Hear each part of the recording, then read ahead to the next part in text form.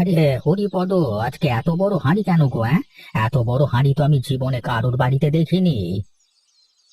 আজকে এই হাঁড়ির ভাগ্য নির্ধারণ হবে নিতাই। এর চেয়ে বেশি এখন কিছু বলতে পারবো না। ভাগ্য নির্ধারণ হবে মানে কি বাবা? হাঁড়ির আবার ভাগ্য থাকে নাকি? আমাকেও তো একটু বলো, আমার তো পাশাপাশি বাড়ির মানুষ আমরা, তাই না? সময় হলেই বুঝবে নিতাই। এখন শুধু এইটুকু বলি, আজকের দিনটাই বাড়ির অন্যরকম একটা দিন। ঠিক আছে বাবা, তোমার কথাই মানলাম, কিন্তু সন্ধে যেন আমাকেও ডেকো। আমিও তো এই গ্রামেরই মানুষ, বাদ পড়তে চাই না। তোমাকে বাদ দিয়ে কিছু হয়নি তাই, তুমি তো আমার এ বাড়ির একজনই। চিন্তা করো না, ঠিক সময় ডেকে নেব তোমাকে। তাহলে ঠিক আছে বাবা, আমি এখন বাজারের দিকে যাই। তুমিও সাবধানে বাড়ি ফেরো এই কাদা রাস্তায়।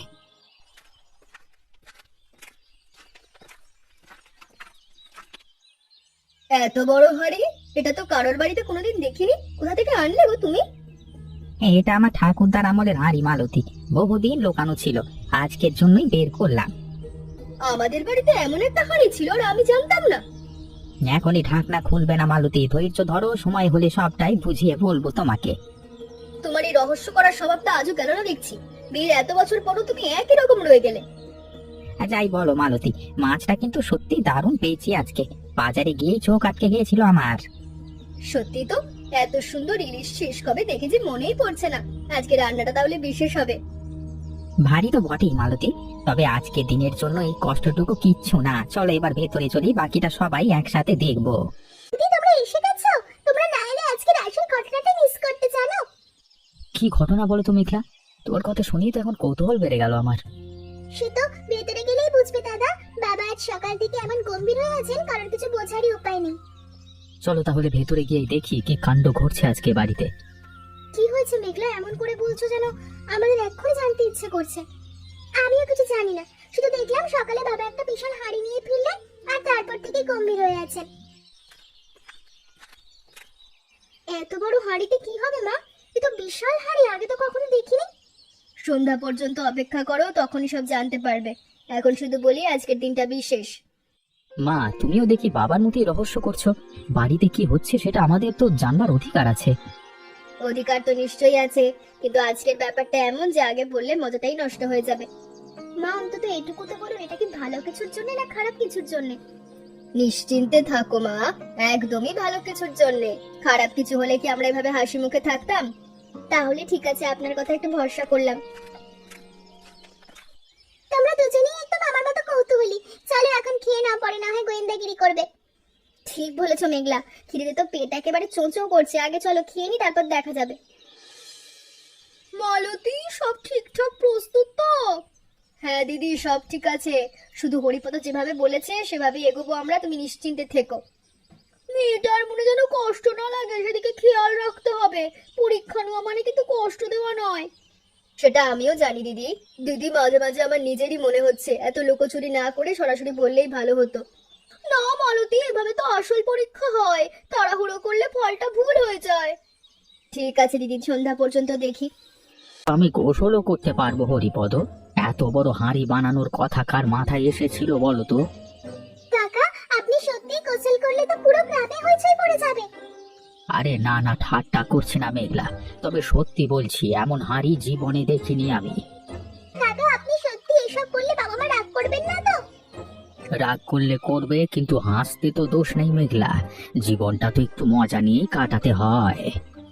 আজকে মাছের ঝোল সবাই মিলে রান্না করবে না, একজনই করবে পুরোটা, কিন্তু সেই একজন কে সেটাই এখন বলবো না। একজন মানে বাবা, এত বড় রান্না একা একজন কিভাবে সামলাবে?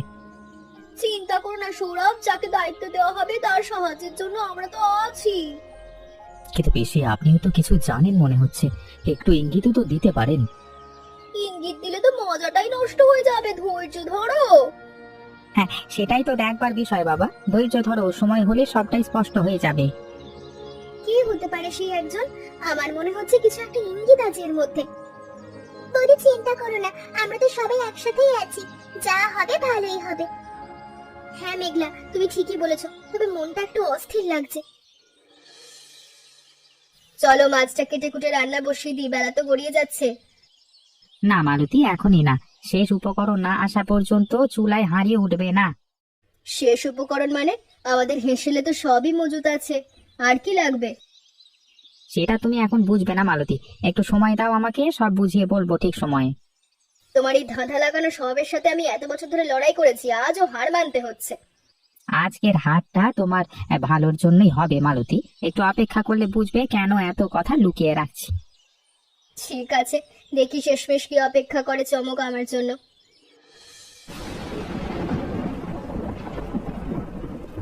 হরিপদ, এই নাও তোমার জিনিস, খুব সাবধানে নিয়ে এসেছি, একটুও ভিজতে দিইনি বৃষ্টিতে। ঠিক আছে নিতাই, তুমি এবার একটু জিরিয়ে নাও, আমি এটা নিয়ে ভেতরে যাচ্ছি। বাবা, ওই পুঁটলিতে কি আছে গো, একটু দেখাও না। এই এখনই না মেঘলা, সময় হলে সবই দেখতে পাবে, এখন একটু ধৈর্য ধরো তোমরা।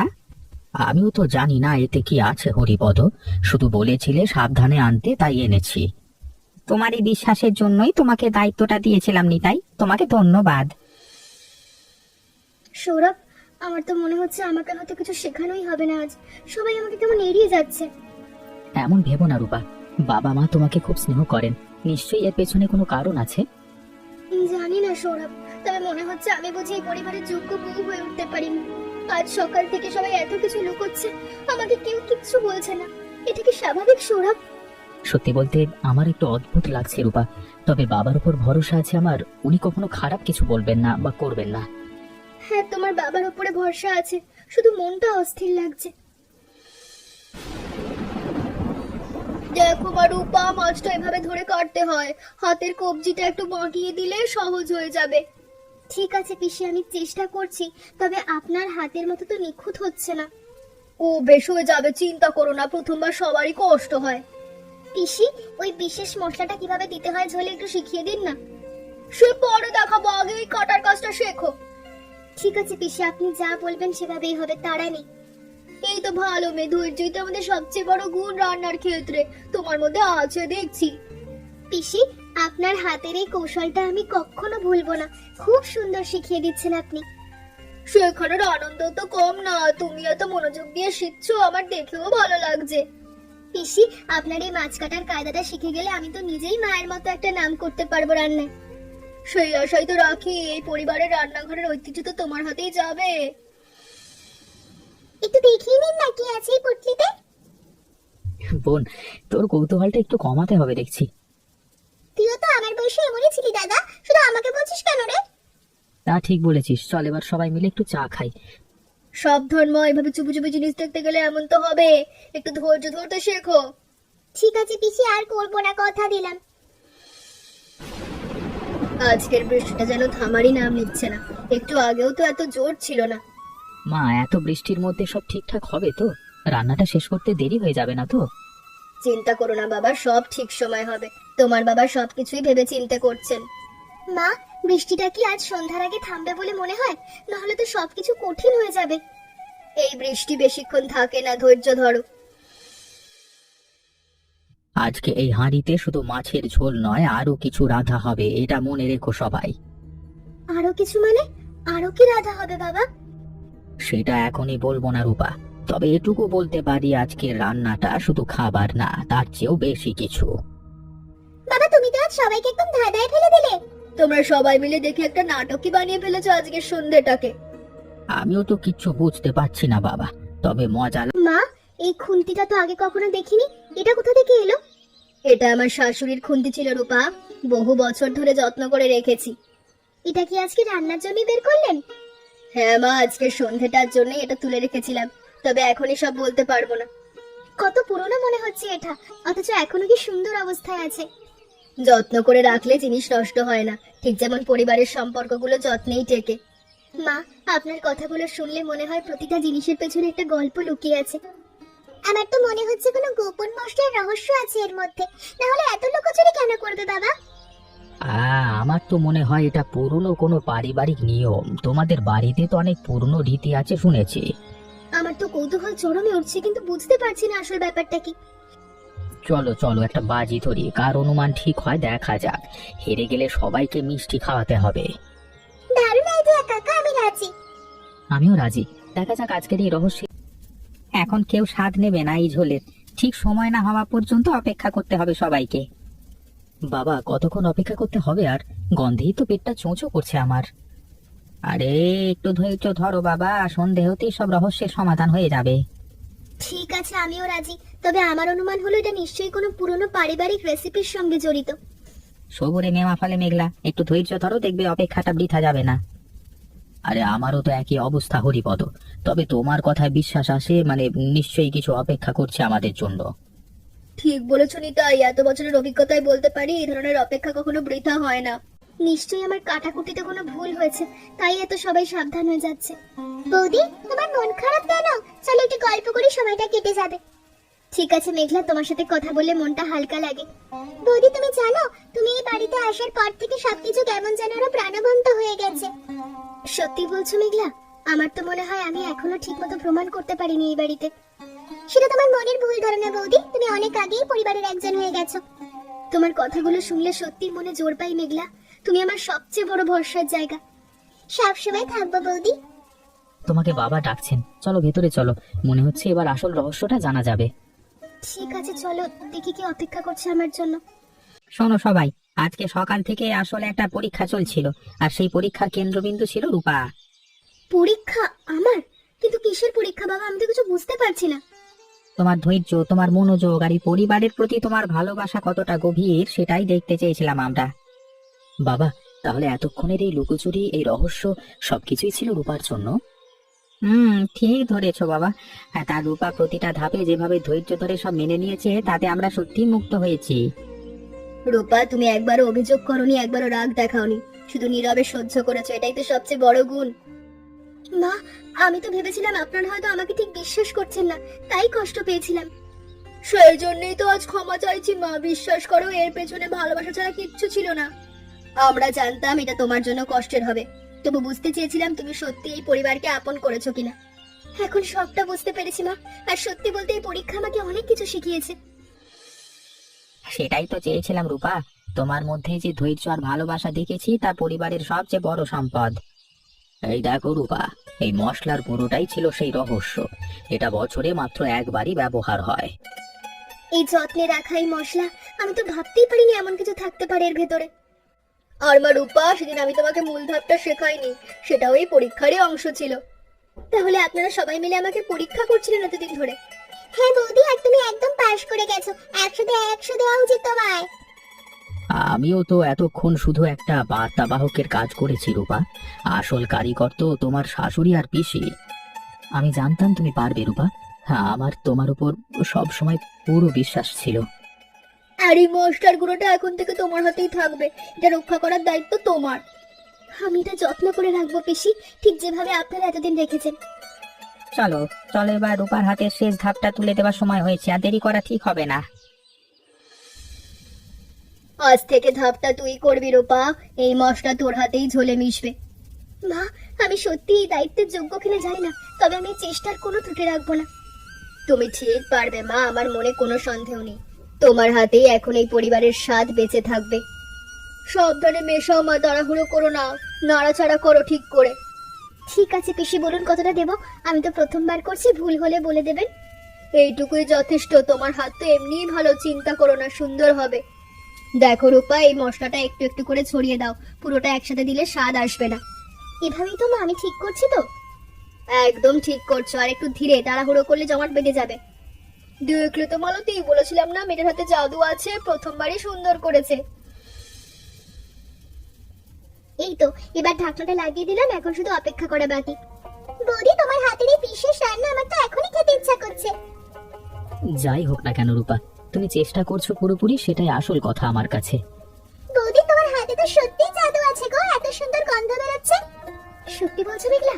আমার তো মনে হচ্ছে হার্টবিটটা বেড়ে যাচ্ছে। চলো সবাই, এবার টেবিলে বসা যাক, আর অপেক্ষা করা যাবে না। ঠিক বলেছো মালতী, আজকের এই মুহূর্তটার জন্যই তো এত আয়োজন, এবার উপভোগ করার পালা। বৌদি, এটা কি সত্যি তোমার হাতে রান্না? বাহ মা, এই স্বাদটা তো একদম অন্যরকম, আগে কখনো এমন খাইনি। কেউ কিছু বলছে না কেন? খারাপ হয়েছে নাকি রান্নাটা? আমার তো কান্না পাচ্ছে। আজ থেকে এই বড় হাড়ির মাছের ঝোলের দায়িত্ব তোর রূপা। এই স্বাদ ঠিক আমার শাশুড়ির হাতের মতো। ওরা সত্যি অসাধারণ হয়েছে রূপা, তুমি আজকে প্রমাণ করে দিলে যে তুমি পরিবারের যোগ্য উত্তরসূরি। আমিও তো ভাবিনি প্রথমবারই তুমি এত ভালো করবে রূপা। আপনারা সবাই মিলে আজ আমাকে যা দিলেন আমি সারা জীবন মনে রাখবো, কথা দিচ্ছি। বৌদি, এবার থেকে প্রতিবারের মতো এই ঝোল খাওয়ার সময় সবাই তোমার কথাই মনে করবে, দেখো বৌদি। আর রূপা, তুমি প্রমাণ করেছো যে ভালোবাসা আর ধৈর্য দিয়ে সব জয় করা যায়। এই শিক্ষাটা আমাদের কাজে লাগবে। আমার স্ত্রীর হাতে আজকে থেকে এই পরিবারের ঐতিহ্য, এর যে গর্বের কথা আর কি হতে পারে আমার জন্য। আর আমিও তো আজকে থেকে গর্ব করে বলতে পারবো যে আমি এই ঐতিহাসিক দিনের সাক্ষী ছিলাম। আজকের এই দিনটা আমার জীবনে একটা স্মরণীয় দিন হয়ে থাকবে, এটা তো নিশ্চিত। এবার থেকে এই হাঁড়ির আলাদা সম্মান লাগবে। এতদিন এটা শুধু একটা হাঁড়ি ছিল, আজকে থেকে এটা আমাদের গর্ব।